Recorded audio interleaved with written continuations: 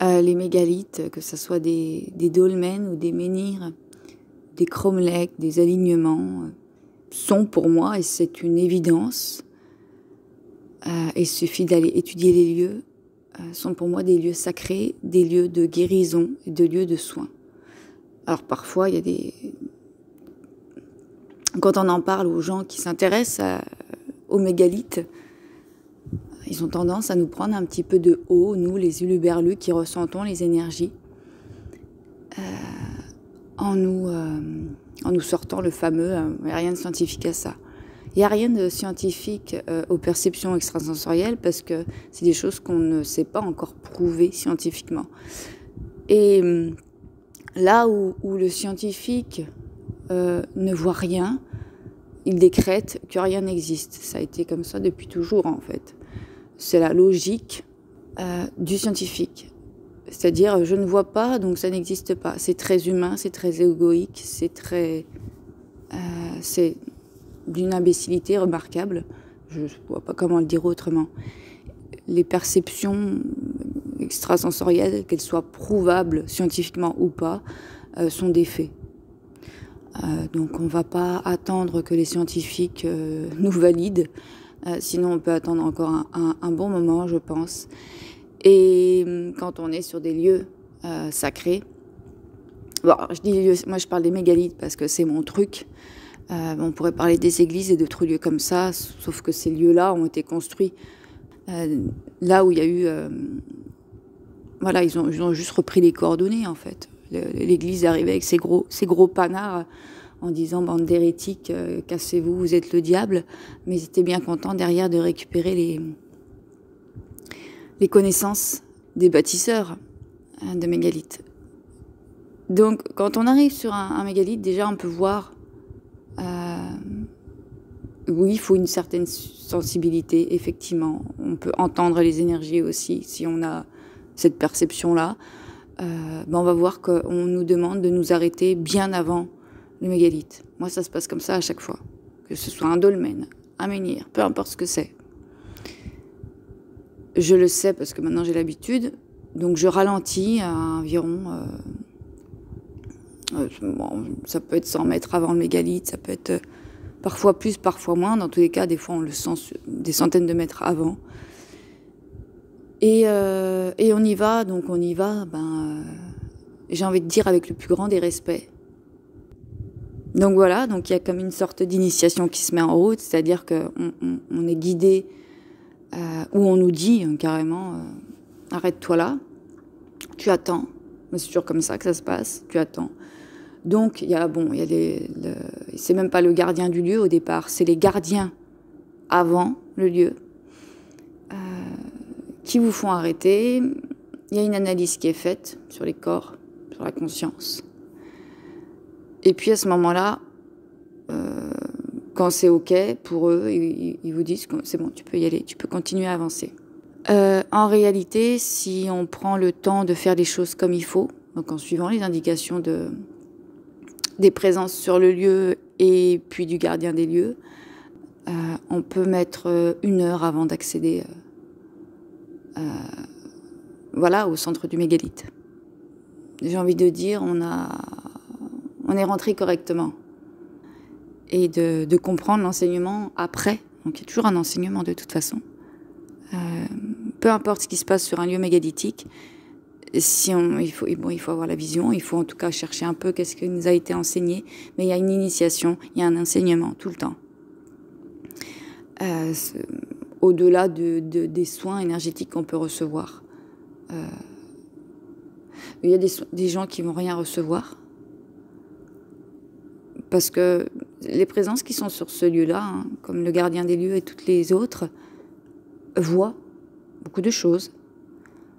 On est vu, on est décortiqué, pas par 1 ou 2 ou 10 présences, par énormément d'énergies qui sont sur le lieu. C'est comme si vous alliez à un endroit et vous voyez un clairvoyant, puis 10, puis 50. En fait, vous allez être lu de tous les côtés. Donc c'est comme si vous étiez nu en arrivant et vous ne pouvez pas leur mentir. Et même inconsciemment, vous ne pouvez pas, même si vous êtes Il y a des choses que vous voyez pas. On est humain, donc on voit pas, on peut pas lire nous dans notre inconscient. Il nous faut quelqu'un en miroir ou un clairvoyant qui nous dise qu'est-ce qu'il y a chez nous. C'est toujours comme ça. Alors je dis un clairvoyant, mais quelqu'un en tout cas qui a la capacité de voir, parce que clairvoyant c'est qu'un mot. Ce mot commence moi-même à me gonfler. C'est juste une capacité de voir au-delà de ses perceptions physiques, j'ai envie de dire. Donc vous êtes déshabillé, vous êtes décortiqué, vous n'avez plus de secret pour eux. Vous n'avez plus de secret pour le lieu. Donc si ça leur plaît pas, s'il y a quelque chose que vous devez apprendre, ben, ils vont vous dire de dégager, peut-être, ou pas. Mais voilà, vous les apprendrez de toute façon. Quand on arrive avec la plus grande des humilités, en fait, c'est vraiment, on arrive sur un lieu sacré et donc, en fait, il n'y a même pas à discuter. Sauf que moi, j'ai pu voir des humains qui... Et je l'ai vu chez moi aussi. Ce truc de j'arrive sur un lieu sacré, donc bah, c'est d'ailleurs ce qui m'est arrivé. Hein. J'arrive sur un lieu sacré, donc on va me faire des soins, donc ça va être trop bien. Donc je vais avoir des compréhensions, je vais bouger, mes énergies vont bouger, ça va me faire avancer. Moi, ça a toujours été des putains de révélations et il s'est passé toujours des trucs de ouf quoi sur les mégalithes. C'est d'ailleurs pour ça que j'y retourne parce que je vois les effets. C'est assez hallucinant que personne n'en parle. Il y a des gens comme Quentin Leplat qui font un travail scientifique, mathématique. Mais après, dans l'aspect énergétique, il n'y en a pas des masses. Enfin, moi, donc c'est vrai que je me sens un petit peu seule dans ce truc-là. Mais donc non, c'est pas un lieu où on y va, où on est servi et on repart. C'est un lieu où, en fait, on doit se rendre digne. Je ne sais pas comment le dire autrement. Ça dépend des lieux. Ça dépend de comment vous êtes, mais aussi ça dépend du lieu et de ce qui est vu. Il y a des lieux où il y aura beaucoup d'énergie, des lieux où il y en aura beaucoup moins. Il y a des lieux qui vont être pollués. Alors à ce moment-là, quand on arrive dans un lieu pollué et qu'on est énergéticien, il est de bon sens d'aider le lieu. Donc moi ça m'est arrivé de passer du coup beaucoup de temps à réparer entre guillemets le lieu avec les esprits sur place. Et voilà.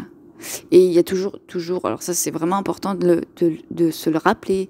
Plus le temps passe, plus les mois passent et plus je fais d'expériences moi sur ces lieux-là et plus j'intègre qu'effectivement il y a toujours une leçon. Il y a toujours une leçon. C'est pour ça qu'on dit certains disent que c'est des lieux initiatiques. Et clairement, en tout cas de mon côté, il n'y a aucun doute là-dessus. Il y a toujours une leçon. Des fois, c'est pas une leçon qui fait plaisir, pas du tout. Mais c'est une bonne leçon. C'est toujours quelque chose qui va nous faire grandir. En fait, il y a cette idée de grandir.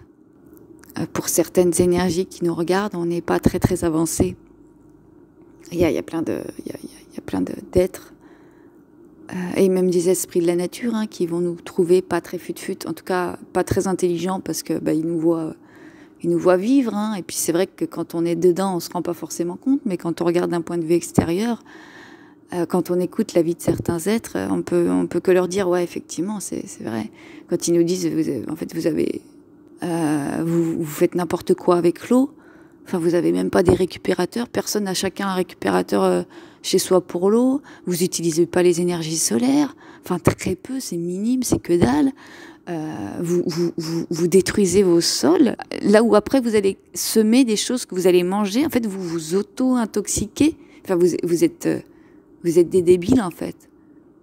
Et là, qui vont nous parler comme ça, moi, ça...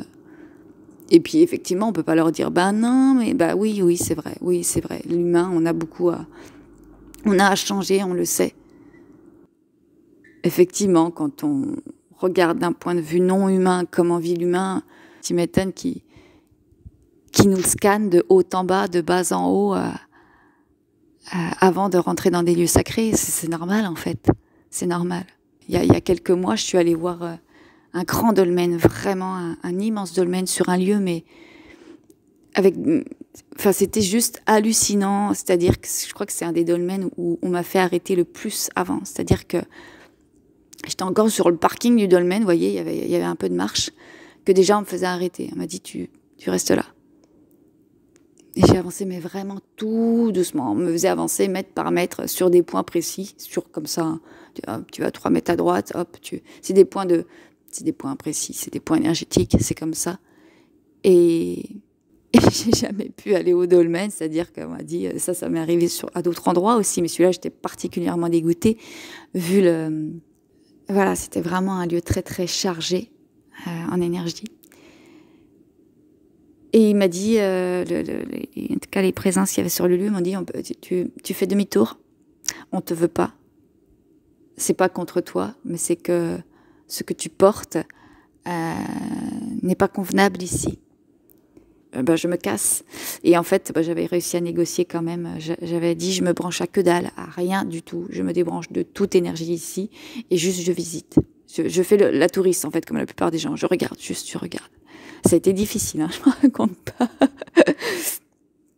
Quand on a l'habitude de se brancher un peu beaucoup de choses, ça a été très très difficile. Il fallait que je me concentre pour ne pas, pour être juste quelqu'un qui regarde.